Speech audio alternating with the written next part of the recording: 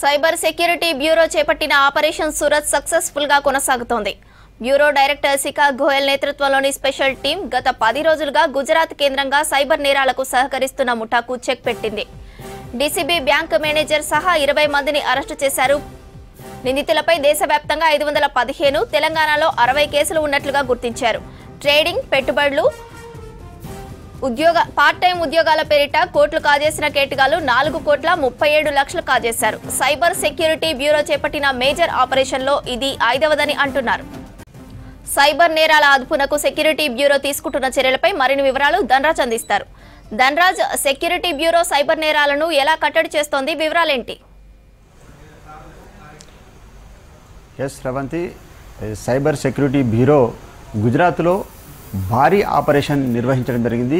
Operation Surat, అదేవిధంగా అహ్మదాబాద్ ప్రాంతాలలో cyber నేరగాళ్లను పట్టుకునేందుకు Hyderabad నుంచి 10 మంది టీములుగా వెళ్ళినటువంటి వాళ్ళు 10 రోజుల పాటుగా మొత్తం 2 బృందాలుగా విడిపోయి అహ్మదాబాద్ వంటి ప్రాంతం కావచ్చు, సూరత్ వంటి ప్రాంతాలలో గుజరాత్లో ఉన్నటువంటి మేజర్కి సంబంధించినటువంటి ఈ సైబర్ నేరగాలకు సంబంధించినటువంటి అడ్డాలు, డెన్నులు ఏవైతే ఉన్నాయో ఆ ప్రాంతాలపైననే ప్రధానంగా దృష్టి సారించారు. మొత్తం మీద ఇక్కడ నుంచి వెళ్ళినటువంటి 2 బృందాలు 10 మంది టీమ్గా వెళ్ళి అక్కడ మకాం వేశారు. ఆ తర్వాత అక్కడ ఉన్నటువంటి లోకల్ పోలీసులకు ఏమాత్రం కూడా సమాచారం ఇవ్వలేదు. ఆ తర్వాత ఈ ఆపరేషన్ సంబంధించినటువంటి వ్యవహారంలో చూసినట్టయితే పోలీసులు చాలా వరకు ఒక 2 నెలల ముందు నుంచే ఈ సూరత్ కావచ్చు, అహ్మదాబాదు వంటి ప్రాంతాలపైన ప్రధానంగా దృష్టి సారించడం జరిగింది. ఎందుకంటే వీళ్ళంతా కూడా సైబర్ సంబంధించినటువంటి నేరగాళ్ళు 500కు పైగా ఉన్నటువంటి దేశవ్యాప్తంగా ఉన్నటువంటి నేరాలలో ఇన్వాల్వ్మెంట్ అయ్యారు. అదేవిధంగా తెలంగాణలో 60 కేసులు పైగా కూడా వీళ్ళపైన బుక్ అయినాయి. అదేవిధంగా కూడా చూసినట్టయితే సైబర్ స్టేషన్లో చూసినట్టయితే 7 కేసులు కూడా వీళ్ళపై ఉన్నాయి. ఇలాంటి వాళ్ళను పట్టుకునేందుకు గాను మొత్తం మీద ఈ గుజరాత్లోని అహ్మదాబాద్ కావచ్చు, అదేవిధంగా సూరత్ వంటి ప్రాంతాలలో ప్రధానంగా వీళ్ళ యొక్క హబ్ ఉన్నది.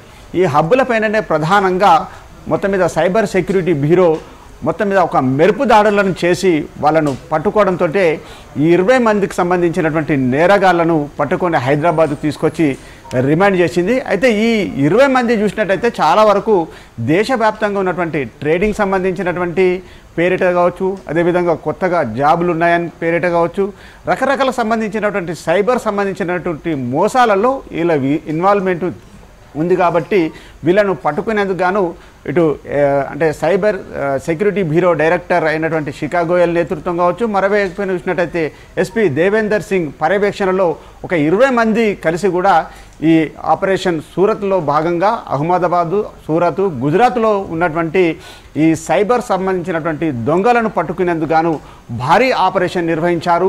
మొత్తం మీద 10 రోజుల పాటు కొనసాగినటువంటి ఈ భారీ ఆపరేషన్లో 20 మందిని అరెస్ట్ చేసి ఆ తర్వాత హైదరాబాద్ తీసుకొచ్చి విచారణ కొనసాగిస్తున్నారు. మొత్తం మీద చూసినట్టయితే వీళ్ళంతా దేశవ్యాప్తంగా ఉన్నటువంటి 515 చోట్ల వీళ్ళపైన కేసులు నమోదయ్యాయి.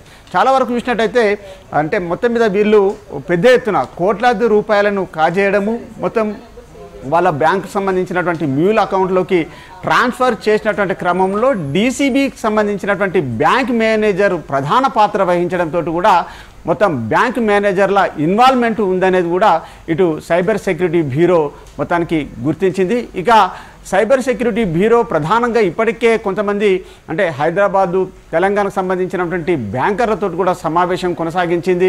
ఏదైతే మీరు చేస్తున్నటువంటి కరెంట్ అకౌంట్ ఉంటుందో దానికి సంబంధించిన డిన్ కావచ్చు, లేకుంటే పాన్ కార్డ్ కావచ్చు, లేకుంటే సంబంధించినటువంటి ఆధారాలను అన్నింటిని కూడా పూర్తి చేసి ఆ అకౌంట్ను తెరచాలి. కానీ మీరు కొంతమంది సైబర్ సెక్యూరిటీకి సంబంధించినటువంటి నేరగాళ్లతోటి మొత్తం మీరు వాళ్ళతో కొల్యూడయ్యి ఎలాంటి ఆధారాలు లేకుండా కరెంట్ అకౌంట్లతోటి కూడా డబ్బులు దోచేస్తున్న నేరగాళ్లకు మీరు వాళ్ళతోటి కొల్యూడ్ అవుతున్నారనే విషయాన్ని కూడా ప్రధానంగా కొద్ది రోజుల క్రితమే ఇటు సైబర్ సెక్యూరిటీ బ్యూరో ఇటు బ్యాంకు అధికార యంత్రాంగంతో కూడా సమావేశాలు నిర్వహించింది.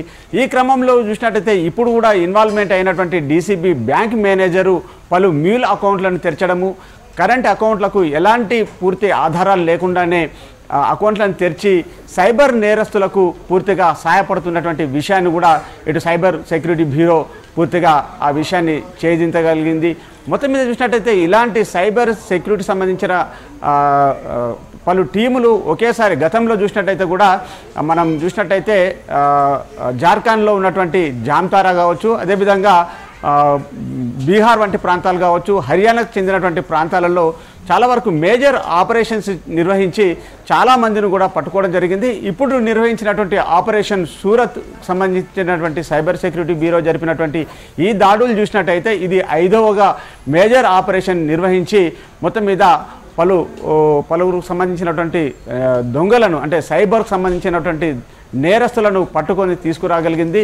ఎందుకంటే టెర్రరిస్టుల కంటే కూడా చాలా ప్రమాదకరమైనటువంటి వ్యక్తులనే చెప్పొచ్చు. ఎందుకంటే వీళ్ళంతా కూడా ఎక్కడుంటారో వీరికి సంబంధించిన అడ్రస్ కూడా పూర్తిగా తెలియదు.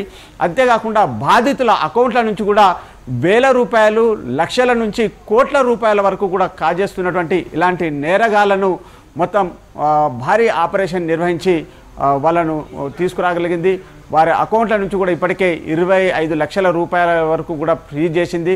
మొత్తం మీద ఈ భారీ ఆపరేషన్లో చూసినట్టయితే కూడా చాలా వరకు అంటే ప్రధానంగా చూసినట్టయితే వీళ్ళు మొత్తం మీద ఇప్పటి వరకు చూసినట్టయితే ప్రధానంగా 4.3 సంబంధించి అంటే 4,37,00,000 రూపాయలను వీళ్ళు వివిధ ఖాతాల నుంచి కాజేసినటువంటి నేరగాళ్ళు వాళ్ళ నుంచి 24 లక్షలకు పైగా రూపాయలను ఫ్రీజ్ చేసి పట్టుకోగలిగింది. ఇక ఈ నేరస్తుల నుంచి సమాచారాన్ని స్వీకరించి ఆ తర్వాత దర్యాప్తు చేసినట్టయితే వీళ్ళంతా మేజర్గా అంటే గుజరాత్, అదేవిధంగా అహ్మదాబాద్, సూరత్ వంటి ప్రాంతాలతో పాటుగాను జార్ఖండ్లో ఉన్నటువంటి జామ్తారా వంటి ప్రాంతం కావచ్చు, అదేవిధంగా రాజస్థాన్లో ఉన్నటువంటి భరత్పూర్ వంటి ప్రధానంగా వీళ్ళు ఇక్కడ ఈ మేజర్గా ఈ అడ్డాలనే ప్రధానంగా ఎంచుకొని వీళ్ళంతా సైబర్ నేరాలకు పాల్పడుతున్నటువంటి డెన్లను మాత్రము సైబర్ సెక్యూరిటీ గుర్తించగలిగింది. ఇక ఈ ఆపరేషన్ ద్వారా కూడా భారీ ఎత్తున అంటే 20 మందిని అరెస్ట్ చేసి హైదరాబాద్కు తీసుకొచ్చింది. ఆ తర్వాత